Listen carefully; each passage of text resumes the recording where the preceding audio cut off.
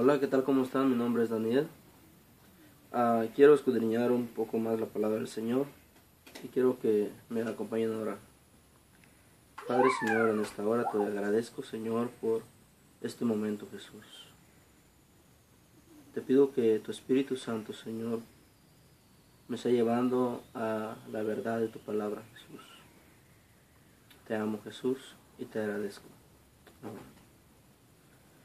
En Mateo 18, capítulo 18 dice: De cierto os digo, que todo lo que atéis en la tierra será atado en el cielo, y todo lo que desatéis en la tierra será desatado en el cielo. Bueno, en primer lugar quiero aclararles que de lo que voy a hablar hay un error que yo mucho tiempo lo estuve haciendo. Y el error consiste en que cuando yo leí este versículo de una otra forma, no sé qué pasó por mi mente, no sé qué fue lo que sucedió conmigo, que no leí bien la palabra de Dios. Entonces cuando yo llego a este versículo de la Biblia, lo que pasa es que yo comienzo a hacer este error, y el error consiste en esto, en que yo tomo este versículo y comienzo a atar demonios, y en verdad es un grave error el que yo he hecho. Inclusivemente yo creo que en algunas ocasiones lo he enseñado, y quiero pedir tanto perdón a Dios como a todo aquel que yo le haya dicho esto, porque no es bíblico, es algo que se ha sacado del contexto, y en ninguna manera es doctrina el atar demonios ni atar al diablo. Es algo que no está en la Biblia. Hay otros versículos que se habla de atar y desatar, pero tampoco se trata de atar demonios ni del diablo. Nunca menciona de atar un demonio, un diablo, o al mismo diablo. Así es que, entonces, cuando vemos aquí este versículo, si ustedes leen del 15 hasta el 22, se van a dar cuenta que no se trata de esto. Pero cuando se trata de atar y desatar en este versículo, está hablando de que cuando tú perdonas a alguien por algo que te haya hecho, cuando tú perdonas, eso se trata de desatar. Cuando tú no perdonas a alguien, tú lo atas. Eso es lo que quiere decir este versículo. Atar es no perdonar. Desatar es perdonar a la persona. ¿Ok? Habiendo aclarado esto, y le pido disculpas a quien vaya a ver este video, si en el lugar donde usted se congrega o en otros lugares se hace este tipo de prácticas, pues yo lo siento, la verdad. Y es mi deseo de que usted se llegue a enterar de la verdad y escudriñando la palabra del Señor. ¿Ok? Ok. Ahora dice el 19: Otra vez digo, que si dos de vosotros se pusieran de acuerdo en la tierra acerca de cualquier cosa que pidieren, les será hecho por mi Padre que está en los cielos. Ok, este es otro punto que yo también quiero pedir disculpas, porque lo he sacado fuera de contexto en algunas ocasiones, y ahora el Espíritu de Dios me ha enseñado a través de su palabra cuál es el significado, leyendo el texto y el contexto de la palabra de Dios. Recuerden que la palabra de Dios no necesita otra cosa para ser descubierta o saber la verdad de Dios. La palabra es su propio intérprete, no necesitas ir a otro lugar para saber qué quiere decir la palabra, sino que la palabra de Dios es su propio intérprete. Ahora, cuando se habla de donde dos o tres están reunidos en su nombre, a veces yo lo utilicé como que si hay alguna reunión de hermanos o un servicio, uno dice, alaben a Dios, porque donde dice la palabra de Dios que donde hay dos o tres, ahí está Él. Bueno, si dice ahí la palabra de Dios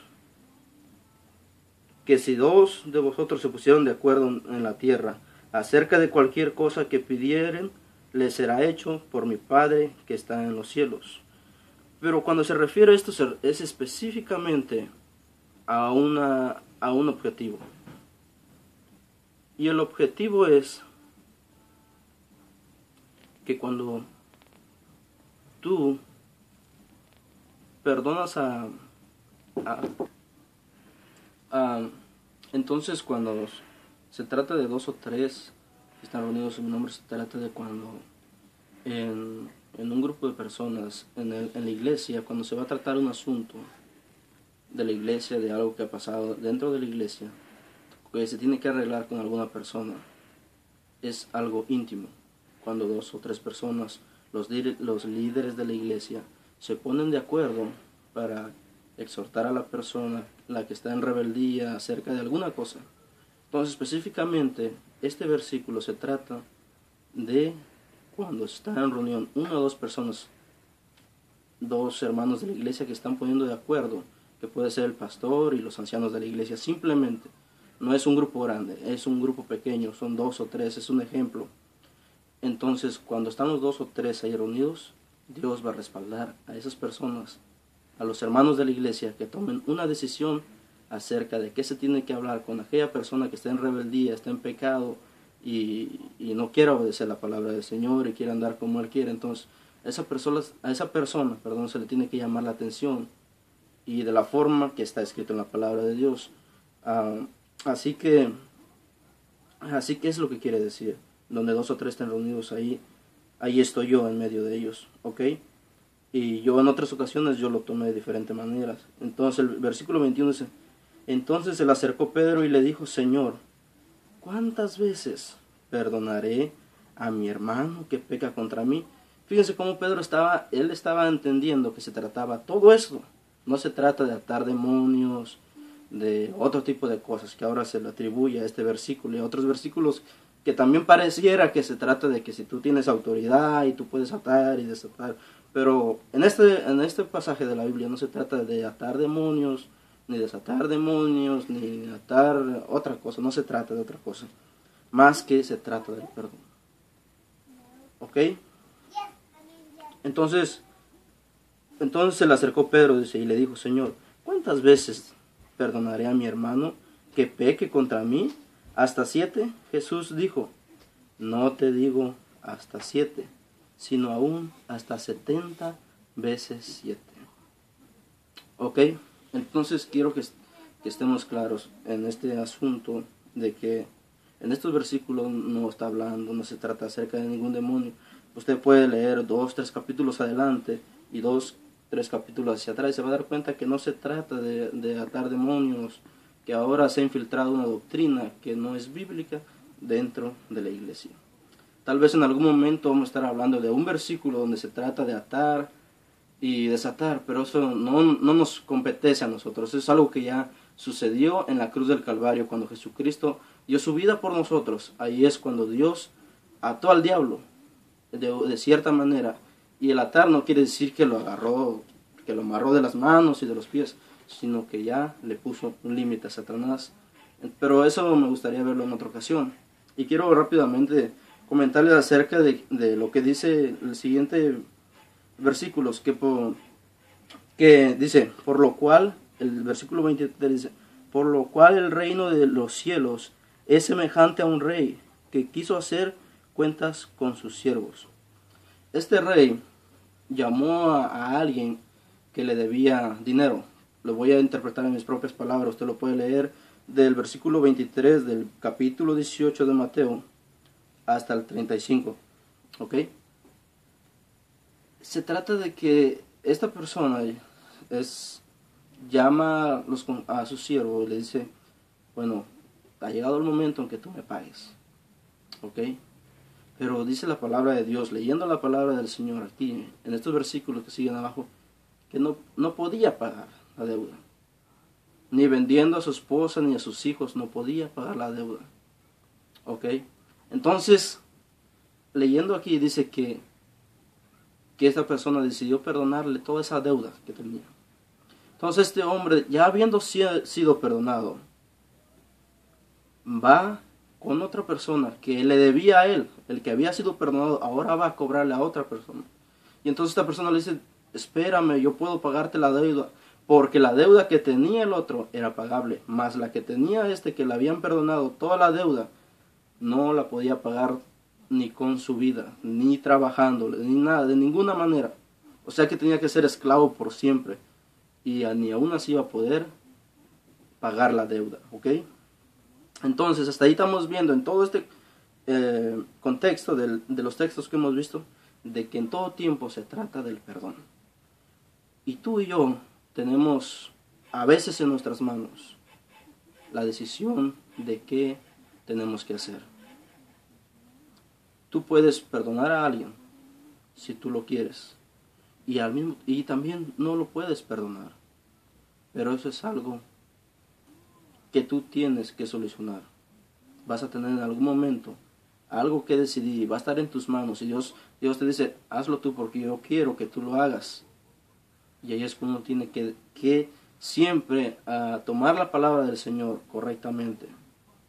A veces, en muchas veces, yo a veces he cometido fallas, donde no quiero perdonar a alguien, pero se me olvida que alguien ya pagó por mí, y el que ha pagado por mí es Jesucristo en la cruz del Calvario. Él me ha comprado con su sangre preciosa. Entonces, ¿cómo yo no perdonar a alguien de mis hermanos que ha hecho algo contra mí, que habla cosas que no son contra mí? Tengo que perdonarlo, recordándome y entendiendo yo que Jesucristo perdonó una deuda impagable que yo no puedo pagar. Con todo el tiempo que yo viva, nunca le voy a poder pagar a Jesucristo.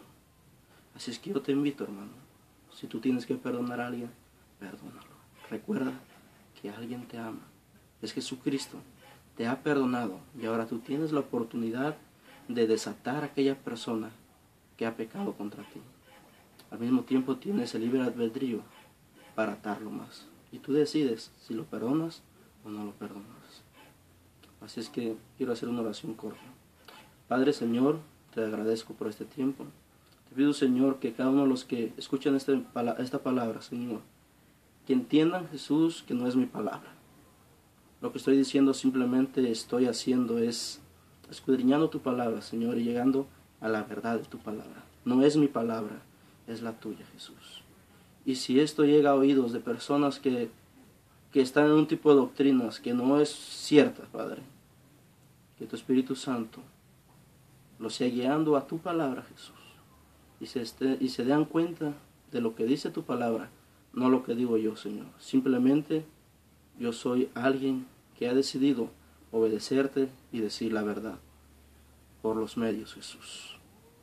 Gracias te doy, Señor.